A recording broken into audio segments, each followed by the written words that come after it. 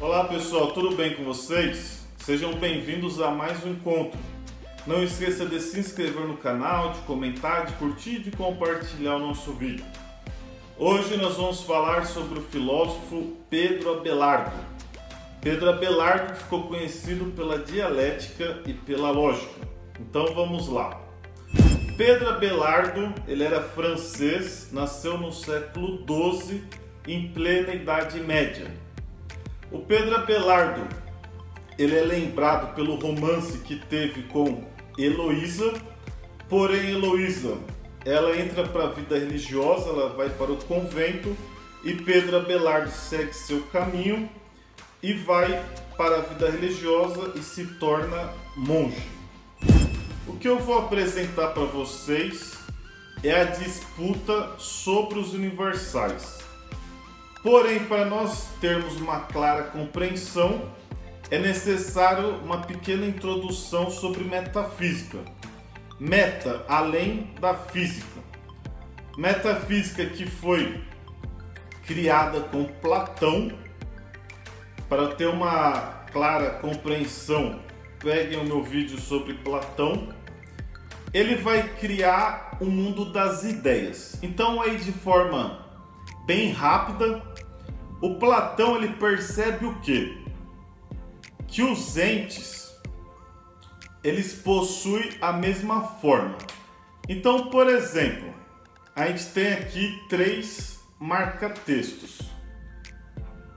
Por que que esses 3 marca-textos eles são marca-textos?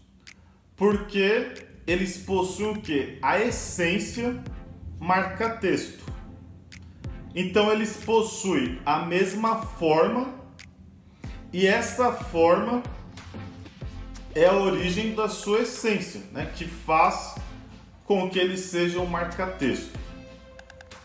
O Platão vai dizer o quê? Que existe um mundo das ideias, um mundo suprassensível, aonde existe a ideia perfeita de tudo aquilo que existe neste mundo sensível material. Então, a realidade seria o quê? Uma cópia imperfeita dessa realidade suprassensível do mundo das ideias, onde teria a ideia perfeita de cada coisa, onde teria o quê? A forma perfeita. Então, após essa pequena introdução sobre metafísica, a gente vai entrar na disputa sobre os universais.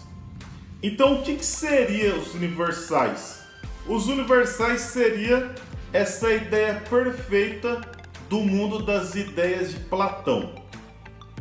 Então, os universais podem ser anti-rem, latim. Anti-rem. O que significa isso?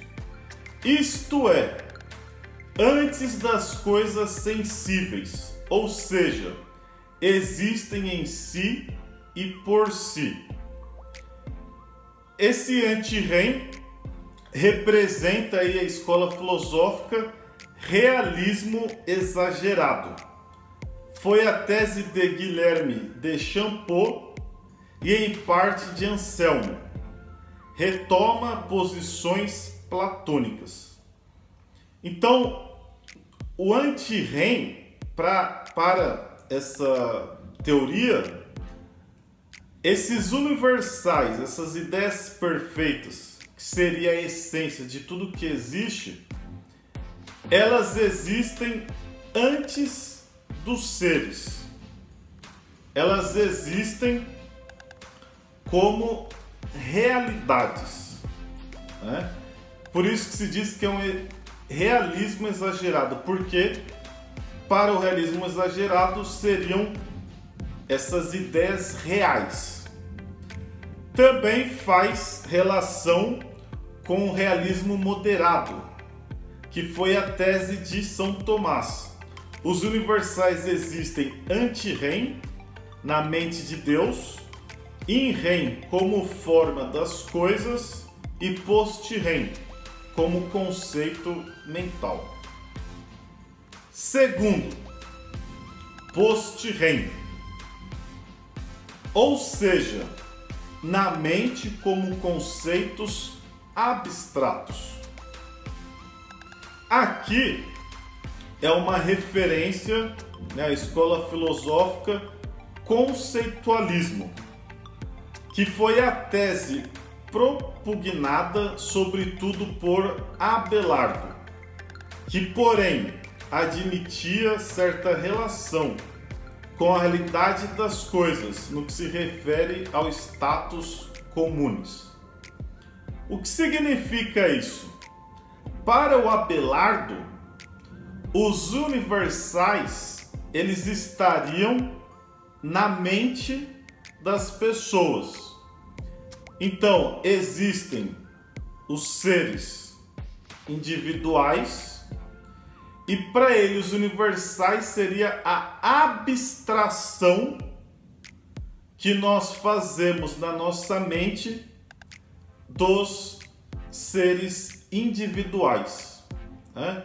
Então, em outras palavras, eu vejo várias árvores. A ideia que eu crio na minha cabeça de árvore seria os universais.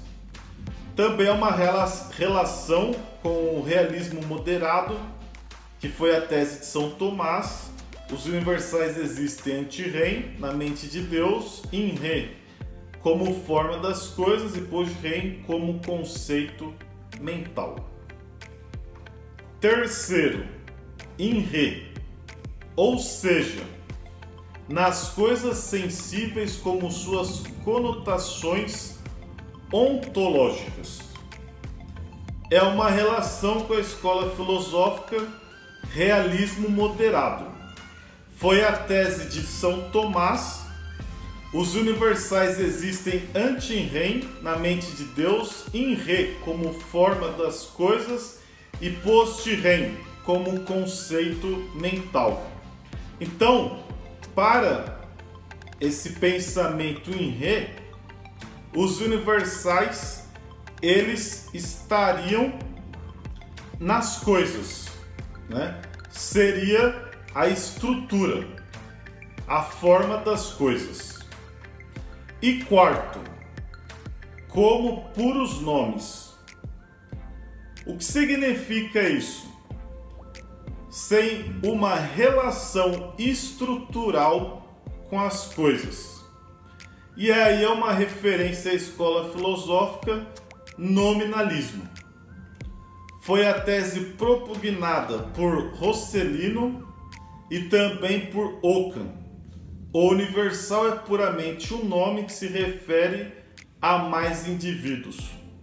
Então, para essa escola, o nominalismo, os universais seriam apenas nomes, que não precisam necessariamente representar os seres, né, os seres individuais, né, os entes, usando uma linguagem aí metafísica.